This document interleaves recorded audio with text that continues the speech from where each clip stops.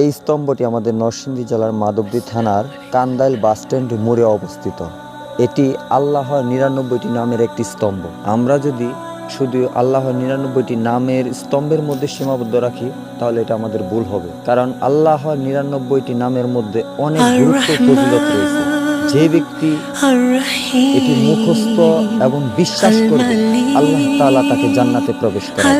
যে ব্যক্তি আল্লাহর এই নামের জিকির করবে, আল্লাহ তাআলা তার সমস্ত গুনাহ মাফ করে দেবেন এবং মানুষের জীবনের সফলতা, দুঃখ, কষ্ট আল্লাহ তাআলা দূর করে দিবেন। তাই আমরা প্রত্যেকে চেষ্টা করব আল্লাহ তাআলার এই ৯৯টি নামের গুরুত্ব, ফজিলত এবং ইবাদত বন্দেগী এবং বেশি বেশি জিকির আজকার করার জন্য।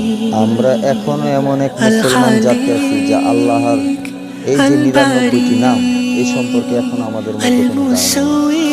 আল্লাহর যে ৯৯টি নাম আছে এটাও এখনো আমরা অনেকে জানি না।